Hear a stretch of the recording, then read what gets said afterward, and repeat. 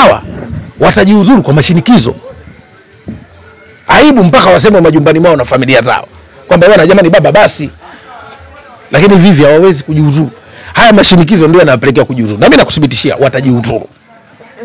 Watajiuzuru. Unajua unaweza ukadhani lugha zinazotumika kama wako sawa. Ukasema kwamba kwa nini Yanga peke yake ni nini? Lakini angalia pressure ya Yanga peke yake imesimamisha mjadala wa chochote kinachoendelea katika mpira wa nchi. Hasa fanya tarehe 15 ndio amewakata Yanga alama 15. Kwa ipi sasa? Kimuundo bodi ya ligi ni ndogo na TFF kwa Yanga. Ni ndogo. Angalia sasa hivi. Wale viongozi wale wafiki 10 pale wanafikiri wataisomboa Yanga Africa na ukubwa wake. Simba wenyewe wadogo kwa Yanga. Kwenye ikaika hizi. Yanga anaweza asicheze mechi tarehe 15 ikapanga roho nyingine Simba akaja uwanjani hivyo hivyo. Yanga wale na TFF na bodi ya ligi dunia itathibitishwa wale kuna klabu kubwa kuliko mamlaka ya soka ya mpira wa nchi kuanzia tarehe 15 baada ya kukata alama. Ndio utajua wale viongozi wa mpira kumbe dhaifu sana. Sisi tunaona sasa hivi unaona kinachoendelea. Kwani tuwadanganye watu tunaona? Na mambo tukio kubwa itakayotokea mbele sasa hivi. Kwani anasema tukio madogo unaona? Wewe unajua si anaribika kutoka mafichoni kutetea. Hapo bado makombora yanapigwa. Sasa baada ya tarehe 15 adhabu nchi nzima iitike. Yanga wana nguvu kuliko timu yoyote nchi hii kwenye siasa za mpira wa nchi. Haina kificho, si tunaona. Tunaona. Yaani kumpaka chumvi mtu mwenye upele ndio kugombana na Yanga. Kwa kauli yani Yanga Africans na bodi ya ligi na TFF ni kumuogesha na chumvi mtu mwenye upele. Utaona kilio chake. TFF wamemuogesha na chumvi mtu mwenye upele. Ndio anaona kilio chake.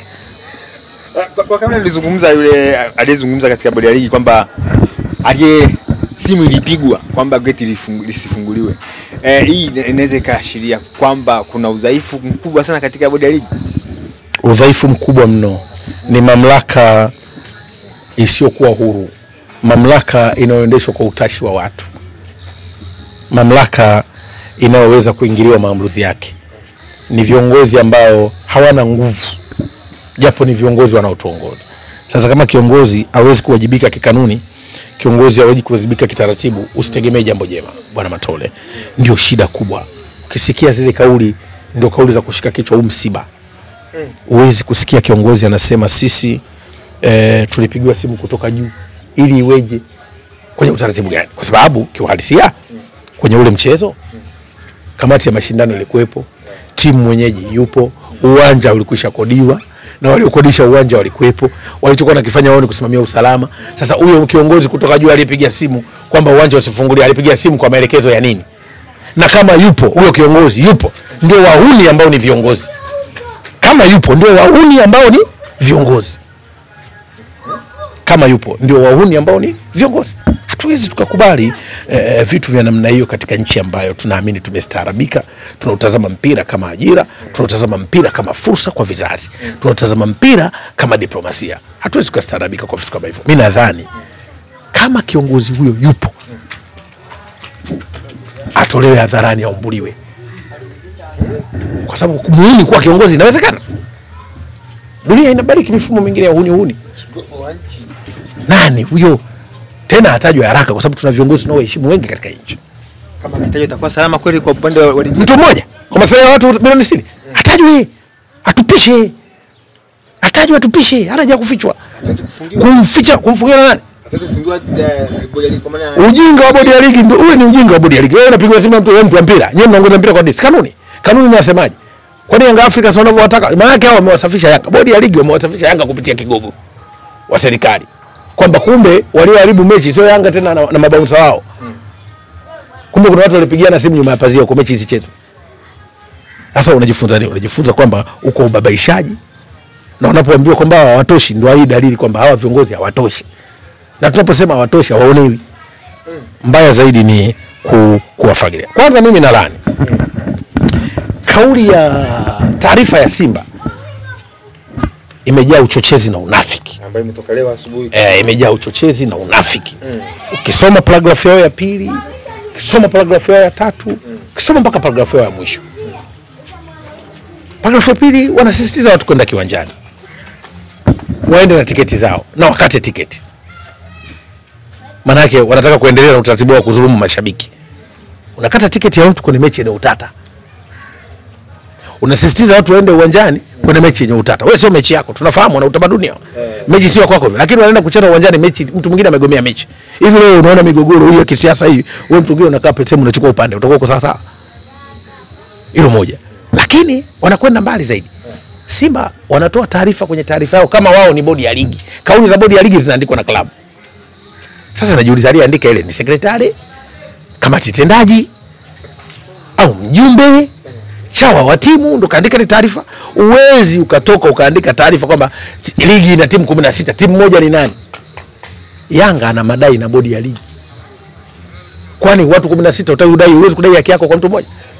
Watu wangapi wanaishtaki serikali? Ni watu inaohoziwa na watu wangapi? Mtu mmoja kwa maslahi yake. Ubaya uko wapi? Lakini taarifa ya Simba wanazungumza kama bodi ya ligi. Ule ni unafiki. Lakini wakienda ndani nao, kumbe na wao wanatambua kamati ya wanahitaji uchunguzi. Kumbe nao hawakubaliani nao, wanakubali Simba kwamba mechi ya tarehe 8 imeahirishwa kiuni. Kwa hiyo tarehe 8 wanakubali mechi imeahirishwa. Kwa hiyo Yanga wanavodai mechi ya tarehe 8, kumbe Yanga wako sahihi na Simba wanakiri Yanga wako sahihi. Kwa hiyo taarifa imejaa unafiki na uchochezi ya kulaaniwa. Na waambie kweli, hii taarifa imejaa unafiki na uchochezi. Wanazungumza kama bodi ya ligi, ndani wanakubaliana na Yanga ukaguzi. Uchunguzi ufanyike. Huko ndani wanahamasisha mashabiki waende viwanjani. Viwanjani mashabiki waendelee kudhulumiwa tiketi zao, mtahamisha hata ziende Simba Day. Mechi umeona heroiki. Mamlaka ya soka mpaka sasa hivi inataja ratiba ya mechi, lakini mechi haina wengi. Mnahamasisha mashabiki waende viwanjani. Kwenye mgogoro mnaoona, wakilipa hizo fedha itakuwa. Ndio wakisema taarifa yao imejaa unafiki na uchochezi. Kwa sababu wao wanazungumza kama bodi ya ligi. Soma zile paragrafu zao kwa kutulia, acha miemko. Ukisoma kwa miemko utaleta makelele hapa. Uwezi ukasema ligi yetu ina timu 18, timu moja nani? Wewe ni bodi ya ligi? Kwani wewe timu moja kudai, wewe mbona ligi na timu 18? Mbona wewe peke yako uliomba mechi ya dabi iahirishwe? Kwani usitambue ligi na timu mechi ya dabi inachezwa mechi peke yao? Simba ndio aliandika kwenye group viongozi wao magoli kwamba mechi ya dabi, mechi tuzuie wauni. Si timu moja, dabi ilikuwa wanacheza peke yao, sio wanacheza na Yanga. Sasa statement watu waje. Taarifa imejaa unafiki na uchochezi. Kusema kwa niaba ya timu zingine. Bodi ya ligi wanazozana na Yanga Africans. Hilo ndio eneo ambalo naona ni mgogoro katika mpira wetu. Hii inaweza ikawa ndio sababu ya kutosha kwamba hadi mashabiki wa Simba waamini kwamba bodi ya ligi haiko sawa kwa hiki kilichozungumzwa siku ya jana. Nafikiri uhitaji kumfundisha mwenye akili sehemu yenye kasoro. Mtu mwenye akili anajua kasoro. Mtu mwenye akili anajua kinachoendelea. Hata kama atakuwa anakataa, anaamua kuchukua upande. Ligi ina matatizo. Mpira una shida. Sio kwa sababu Yanga ameanzisha mgogoro. Mpira wetu unaendeshwa na mifumo ambayo imepitwa na wakati. Viongozi wetu wa mpira, gari inakimbia wao wanatembea. Kwa hiyo inawaburuza. Sasa kwa nini? Kwanza mfumo wa kusimamia mpira wa nchi yetu na mgogoro.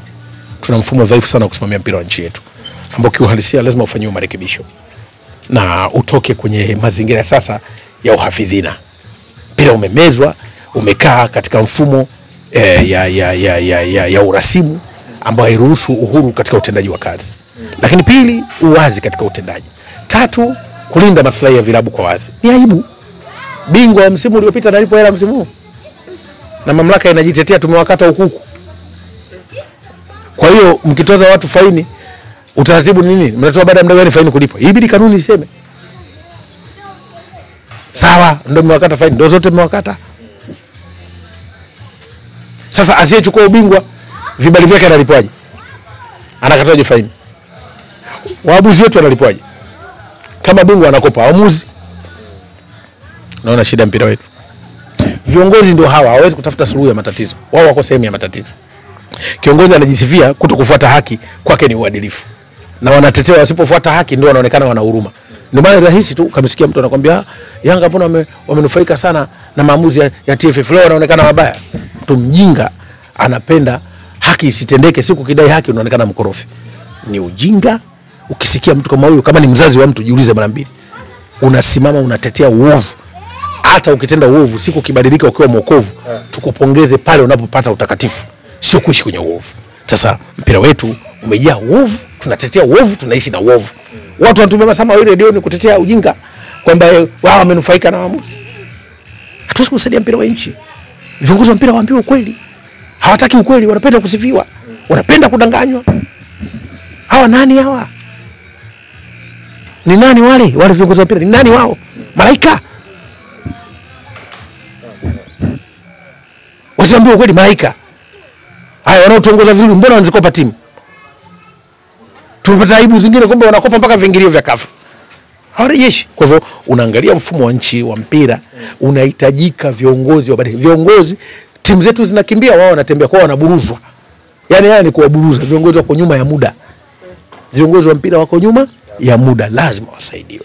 Na mpaka kufikia hapa tulipo, ni mtu hakulaumiwa sasa? Ni huyu aliyepiga simu geti zisifunguliwe, au wakulaumiwa ni bodi ya ligi? Wakulaumiwa ni wasimamizi. Wao wasimamii kwa simu, wanasimamia kwa taratibu, kwa kanuni wanazozifahamu zinafuatiliwa na vilabu vyote, sio simu. Kwa leo atakupigia simu bwana, jiuzuru, ni bora ajiuzuru.